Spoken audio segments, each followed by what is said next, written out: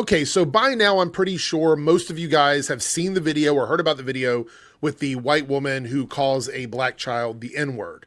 It's gone viral. The woman opened a donation site, made a bunch of money from it. Nothing in terms of how culture is right now surprises me. It just doesn't. But I want to talk about Melonie Mac specifically in this instance because we've talked about her before, and she always finds a way to have the dumbest and worst take on any given situation at any time. And I'm looking at the clock here because I know YouTube likes to clock people for getting too spicy before the 1 minute mark. I know that already. I've already dealt with that. Also, I want to see if this video gets flagged as inappropriate by YouTube because they've been coming at me for every Melonie Mac video that I've made. So just know it's a high probability that there's going to be low reach on this video. Also, trigger warning on language, stuff that Melonie Mac is going to say, and maybe some of the reciprocal stuff that I'm going to say about Melonie Mac.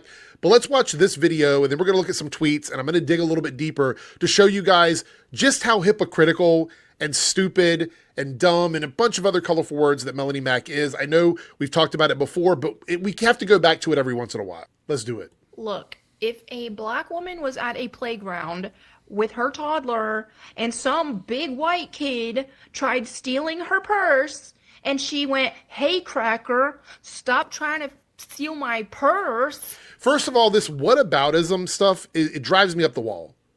Look at the situation that is happening in front of you and determine how you feel about it based on that situation.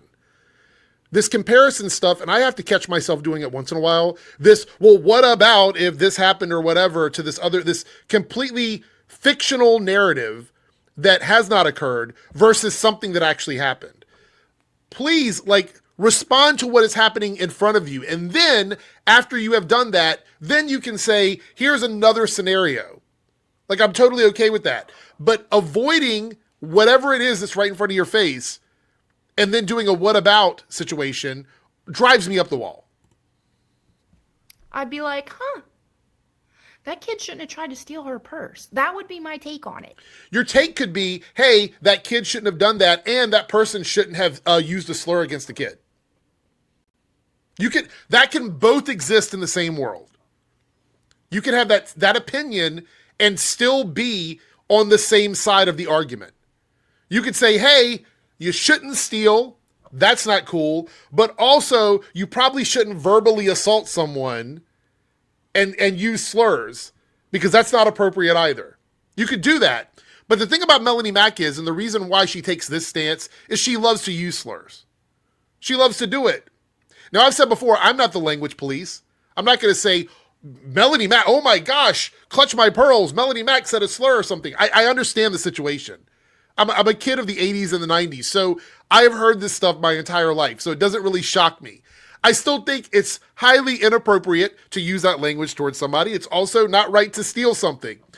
Congratulations, you can have opinions about something that don't require you to be a shit person. So why is there an uproar when the reverse happened? You created a fake story. You just made up a story and said, so why is there an uproar? The thing you said never happened. It's fictional googly gob. You made up something and then compared it. Over just because a word was used? Just a word. Kid tried to steal her purse. Right. That is wrong, and slurring at the kid is wrong. They're both wrong. But we got more here. Let's look at this take here. So over here, this person said, why can't you yell at the kid and call him a punk or a stupid thief or a POS or a number of things? Why do you have to call him the N-word? Why that specifically? This part right here, why that specifically is doing all the heavy lifting in this question. It is a rational question. It is a relevant question. You could say, why did that person go to that word? Instead of answering that question, Melonie Mac once again completely deflects and starts talking about something else without answering the question. Bro, who cares? Clearly a lot of people care because there's people talking about it on the internet. So clearly a lot of people do. Whether they think it's wrong or whether they think that it's okay, the point is they both have opinions. So a lot of people care. Matter of fact, you care because this is like the second or third time you responded on here before you even made that video. The attitude is why, quote unquote, hate speech is a jailable offense in the UK. This is America. Stop forbidding words. I don't think this person was arguing about people being jailed in this comment. I don't see any of that here. I don't see them talking about hate speech specifically. You brought that up here. The racist card has been outplayed and it's getting declined. Interesting. So what about this here? What about this? Blackface, I guess, is cool too. Racism's not a problem, I guess. Using blackface. This was from, I believe, last year. We talked about this last year. So she's doing stuff like this. Look, the reality of it is you can have, if you have a take on this, let me go back to this one here. You can literally have the take that free speech is free, but not free from accountability and public response to it. For example, if I say something stupid, people are free to tell me that I shouldn't have said that. They're free to come at me and in my comments, talk shit about me, whatever. They are free to do that. Free speech exists through everything. Like if you believe in free speech, if you are a free speech advocate, like Melonie Mac claims to be here, then you have to also be agreeable to the fact that there are people who can speak out against certain things. If you truly believe in free speech. This is why that whole argument falls apart when we're talking about people like Melonie Mac. She uses slurs anyway, so she's going to defend a person using slurs regardless of what it is. However, her whole thing about, well, if they called a white kid a cracker, I'd be okay with that. I can guarantee in a fictional world, googly gob world, that she would not be okay with it. And to go back to this person's question, why that term specifically, it's because when people use slurs, no matter what they are, F word, N word, whatever it is, when they use those kinds of words, they say it that way because they say it all the time in private or around friends. Matter of fact, Melonie Mac admits to using the N word, even though she won't say it on camera. People ask me a lot, they're just like, you say faggot all the time, why don't you say the N word if you want to really be edgy? And it's just pretty simple. I don't have a problem with black people. I just don't think it's necessary to say the N-word and then call... You don't think it's necessary, but you are justifying it with this woman because this falls on the side of, I Melonie Mac, say faggot all the time. So because I say that, then I have to justify someone else using a slur. But then in this video that was made a while ago, you say it's not necessary. So what changed? What changed specifically? A bunch of drama when I'm cool with black people. Sure, I say the N-word when I'm joking with friends and crap, but again, don't mind. Don't have an issue with black people. But I say faggot because I do have an issue with faggots. So there we go. There we go. So Melonie Mac admits that she uses the N-word. So she does. So this goes all the way back to the beginning of the video when I was talking about this.